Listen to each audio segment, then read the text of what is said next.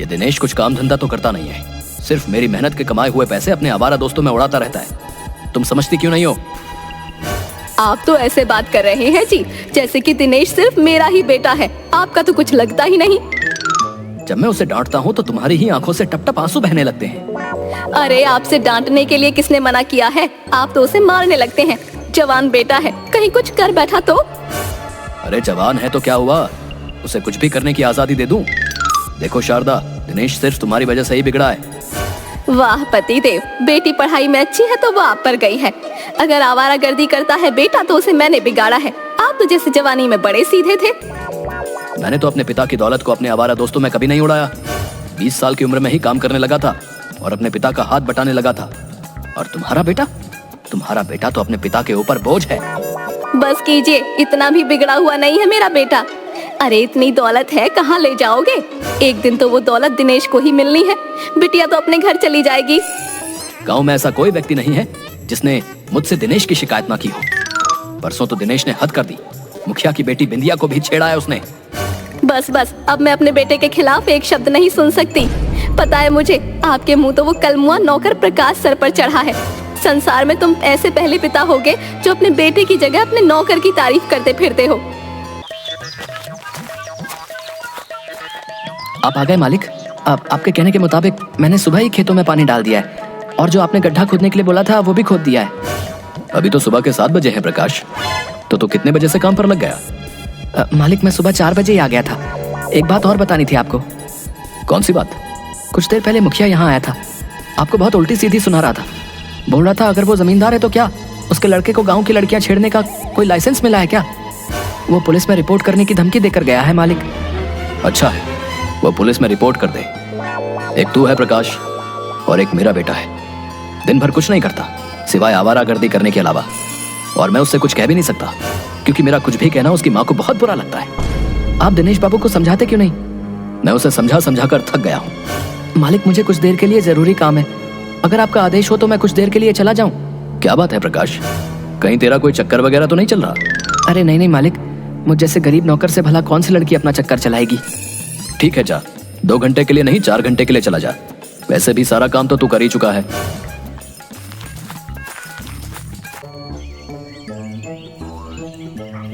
मैं तुम्हारा कब से इंतजार कर रही हूँ प्रकाश। घर में तो तुमसे बात करने का मौका मिलता ही नहीं।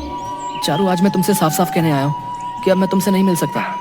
लेकिन क्यों प्रकाश? मैं तुमसे प्रेम करती हूँ और तुम भी तो मुझसे प्रेम करते हो। प्रेम तो मैं भी तुमसे करता हूँ, लेकिन मत भूलो कि मैं तुम्हारे घर का नौकर हूँ। मालिक मुझ पर कितना विश्वास करते हैं, लेकिन कहीं अगर किसी दिन मालिक को कुछ पता लग गया तो वो मेरे बारे में क्या सोचेंगे? मैं कुछ नहीं जानती प्रकाश, मैं तुमसे प्रेम करती हूँ और तुमसे ही शादी करूंगी। अगर मेरी तुमसे शादी नहीं हुई तो मैं जहर खाकर अपनी जान दे दूंगी। मुखिया को देखकर धनीराम चौंक गया। मुखिया जी, मैं दिनेश की हरकत पर बहुत शर्मिंदा हूँ। अरे नहीं धनीराम जी, दिनेश की हरकत को मैं कब का भूल चुका हूँ। आप भी भूल जाइए, दिनेश बच्चा है और बच्चे तो गलती कर ही देते हैं। दरअसल धनीराम जी, मैं हुकुमचंद जी को आपसे मिलवाने के लिए लेकर आया हूँ। हुकुमचंद जी शहर में बहुत बड़े सोने के व्यापारी हैं। नमस्ते धनीराम जी, मुझे मुखिया जी के द्वारा ही आपके बारे में पता लगा। मुझे एक अच्छे और सच्चे व्यक्ति की तलाश थी। मुखिया जी ने बताया कि आप बहुत ईमानदार और धनवान व्यक्ति हैं। मुखिया जी ने मेरी तारीफ कुछ ज्यादा ही कर दी। मुझसे ज्यादा अच्छे इंसान तो मुखिया जी हैं, जिन्होंने मेरे बेटे की गंदी हरकत को भी माफ करके भुला दिया। बताइए, आपको मुझसे क्या काम है? दरअसल मैं सोने का एक बहुत बड़ा व्यापारी हूँ और मैं हिंदुस्तान छोड़कर विदेश में बसना चाहता हूँ। मेरे पास कुछ सोने का स्टॉक है। मैं चाहता हूँ कि उस सोने को आप खरीद लें। मैं वो सोना आधे पौने दामों में बेचने के लिए तैयार हूँ। लेकिन आप इतना ढेर सारा सोना शहर में किसी को भी बेच सकते हैं। जी बिल्कुल बिल्कुल, लेकिन मैं चाहता हूँ कि ये सोना किसी गांव के व्यक्ति के पास रहे, क्योंकि गांव के व्यक्ति बहुत दयालु स्वभाव के होते हैं और लोगों की मदद करते हैं। वैसे तो ये सोना 5 करोड़ का है, लेकिन मैं ये सोना आपको सिर्फ 2 करोड़ में बेचने के लिए तैयार हूँ, यानी आधे दाम से भी कम। हुकुमचंद की बात सुनकर धनीराम सोच में पड़ गया, क्योंकि वह 2 करोड़ की जायदाद का मालिक था। सोच क्या रहे हो धनीराम जी? अगर आपके पास कैश नहीं है तो आप अपनी संपत्ति बेचकर इस सोने को खरीद लो और बाद में सोने को मुनाफे में बेच देना। आपकी संपत्ति भी दुगनी हो जाएगी। मुझे 1 हफ्ते का समय दीजिए। 1 हफ्ते बाद आप 2 करोड़ रुपए ले जाना। और सोना मुझे दे जाना। एक हफ्ते बाद हुकुमचंद वही सोने की अटैची लेकर आया। गिन लीजिए हुकुमचंद जी, पूरे 2 करोड़ हैं। मुझे आप पर पूरा भरोसा है धनीराम जी। रुपए गिनकर मैं आपका अपमान नहीं करना चाहता। धनीराम जी, एक बार सोने को किसी जोहरी से चेक करवा लेते। कैसी बातें कर रहे हो मुखिया? तुम हमारे गांव के हो, मुझसे धोखा थोड़ी करोगे। मुखिया और हुकुमचंद रुपए लेकर वहां से चले गए। अगले दिन धनीराम वह सोना बेचने के लिए शहर गया, मगर शहर में जाके उसे पता लगा कि वह सारा सोना नकली था। धनीराम बर्बाद हो चुका था। अब उसके पास सिर्फ घर के सिवाय कुछ भी नहीं बचा था। मुखिया अपने परिवार सहित गांव से फरार हो चुका था। एक दिन धनीराम ने अपने बेटे दिनेश को बुलाकर कहा, दिनेश बेटा, तुम तो जानते हो मेरे साथ कितना बड़ा धोखा हुआ है। मैं सड़क पर आ गया हूँ और अब मेरी बूढ़ी हड्डियों में इतनी ताकत भी नहीं कि मैं मेहनत कर सकूं। तुम जवान हो, कोई काम धंधा क्यों नहीं करते ताकि परिवार की रोजी रोटी चल सके? दिमाग तो ठीक है, आपका पिताजी हैं। एक तो आपने सारी दौलत पानी की तरह बहा दी, ऊपर से आप मुझे मेहनत करने के लिए बोल रहे हो हैं। मैं आपका खर्चा नहीं उठा सकता। दिनेश बाबू, आपको अपने पिताजी से इस तरह से बात करते हुए शर्म नहीं आती?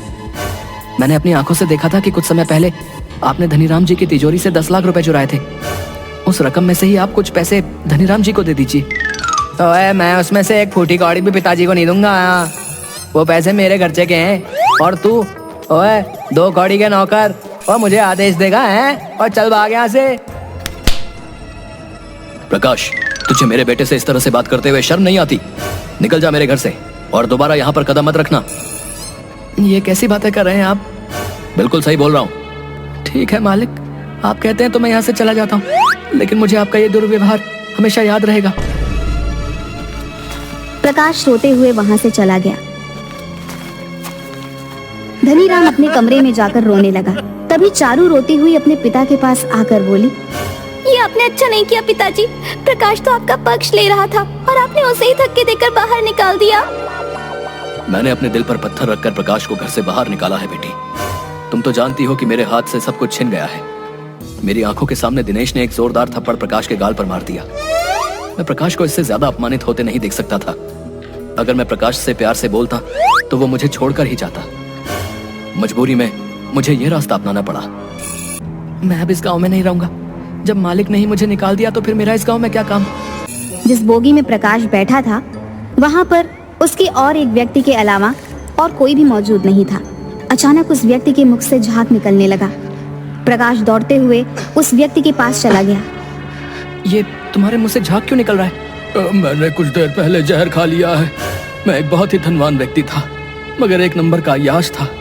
मेरी वजह से मेरी पत्नी और बच्चों ने आत्महत्या कर ली। इस बैग को देख रहे हो? इस बैग में हीरे हैं। मैं इन हीरों को लेकर विदेश में जाकर बसना चाहता था, मगर मेरी पत्नी और बच्चों की याद मेरा पीछा नहीं छोड़ती। जब वही इस दुनिया में नहीं रहे तो मैं जीकर क्या करूंगा? प्रकाश एक चतुर व्यक्ति था। वह समझ गया कि अगर उसने इसके बारे में पुलिस को बताया तो पुलिस उल्टा उसे ही गिरफ्तार कर लेगी। प्रकाश उन हीरो को बेचकर बेहद अमीर आदमी बन गया। अमीर होने के बाद प्रकाश को चारू की याद सताने लगी।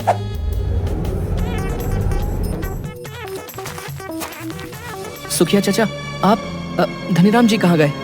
उनके साथ तो बहुत बुरा हुआ प्रकाश। दिनेश ने अपने परिवार के सभी लोगों को धक्के देकर बाहर निकाल दिया। ये सदमा धनीराम की पत्नी बर्दाश्त नहीं कर सकी और वो इस दुनिया से चल बसी। धनीराम चारू को लेकर पता नहीं कहाँ चला गया। लेकिन ये मकान तो धनीराम जी के नाम पर था ना? हाँ, लेकिन दिनेश ने चुपके से इस मकान को भी गिरवी रख दिया था। धनीराम के पास इतने पैसे नहीं थे कि वो इस मकान को छुड़ा पाए। जाते वक्त धनीराम तुम्हें याद करके बहुत रो रहे थे भाई। मुझे याद कर रहे थे, लेकिन उन्होंने ही तो मुझे घर से बाहर निकाला था। नहीं प्रकाश, उन्होंने तुम्हें ज्यादा अपमानित होने से बचाने के लिए अपने कलेजे पर पत्थर रखकर तुम्हें घर से बाहर निकाला था। अगर वो तुमसे प्यार से कहते तो तुम कभी नहीं जाते, और उनके पास इतने पैसे नहीं थे कि वो तुम्हारा खर्चा पानी उठा पाते। प्रकाश ने चारू और धनीराम की बहुत तलाश की, मगर वह उसे गांव में कहीं भी नहीं मिले। थक हार कर प्रकाश उन दोनों को शहर शहर जाकर तलाशने लगा। एक दिन तलाश करने के दौरान प्रकाश की नजर दिनेश, हुकुमचंद और मुखिया पर पड़ी। वो तीनों एक कार में अंदर बैठे हुए थे। प्रकाश हैरत में पड़ गया। ये तो मुखिया और हुकुमचंद है जो धनीराम जी को बर्बाद करके गांव छोड़कर भाग गए थे। इनके साथ दिनेश क्या कर रहा है? इनका पीछा करना चाहिए।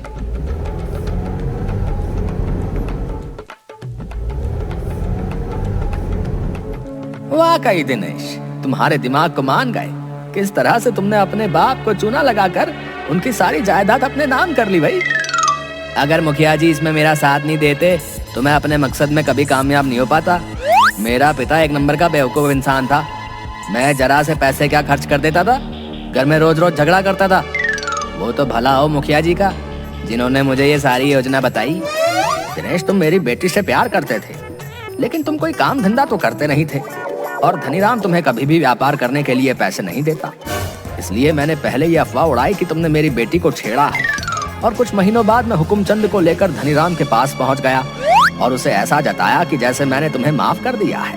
धनीराम मेरी इस भलाई को देखकर सब कुछ भूल गया और मुझ पर विश्वास कर बैठा। भगवान तेरे जैसी औलाद किसी दुश्मन को भी ना दे। अरे तेरे जैसा कपूत जिस घर में पैदा हो जाए उस घर को बर्बाद होने से भला कौन रोक सकता है? प्रकाश, तुम्हारे शरीर पर ये महंगे कपड़े कहाँ से आए? इसे चुरा कर लाए हो? प्रकाश नहीं, कृष्णा कहो दिनेश। कल के वक्त का एक मामूली नौकर आज के वक्त का एक बहुत बड़ा धनवान व्यक्ति बन चुका है, जो तुम्हारे जैसे न जाने कितने दिनेश को खड़े खड़े खरीद लेगा। तुम्हें तुम्हारे किए की सजा जरूर मिलेगी। सीधी तरह से ये बता दो कि धनीराम जी और चारू कहाँ हैं? मुझे क्या पता वो कहाँ है? हो सकता है सड़क पर रोड एक्सीडेंट में कहीं मर गए होंगे। दिनेश की बात सुनकर प्रकाश को बुरी तरीके से गुस्सा आ गया।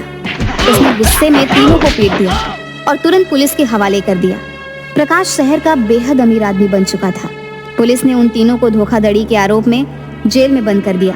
प्रकाश मंदिर में रोज प्रार्थना करने जाता था और एक दिन उसकी नजर मंदिर की सीढ़ियों पर पड़ी। उसने देखा कि मंदिर की सीढ़ियों पर धनीराम और चारू बैठे हुए थे। प्रकाश तुरंत वहां पर पहुंचा। मालिक, मैं आ गया। मैंने आपको कहाँ कहाँ नहीं ढूंढा। तू तो बहुत बड़ा आदमी बन गया है रे प्रकाश। हाँ मालिक, लेकिन मैं कल भी आपका नौकर था और आज भी आपका नौकर हूँ। प्रकाश को देखकर चारू की आंखों में खुशी के आंसू आ गए। तेरे जाने के बाद इस संसार ने हम पर कई कहर ढाए। मुझे सब पता है मालिक, लेकिन शायद आपको नहीं पता कि आपके साथ धोखा किसी और ने नहीं बल्कि आपके ही बेटे दिनेश ने किया था। दिनेश हुकुमचंद और मुखिया से मिला हुआ था, लेकिन मैंने उन तीनों को गिरफ्तार करके जेल भिजवा दिया है। अब वो कभी बाहर नहीं आ पाएंगे मालिक। उनकी सारी जिंदगी जेल में कटेगी। प्रकाश की बात सुनकर धनीराम की आंखों में आंसू आ गए। तभी अचानक धनीराम लड़खड़ाते हुए गिर गया। ये क्या हुआ? ये क्या हुआ आपको मालिक?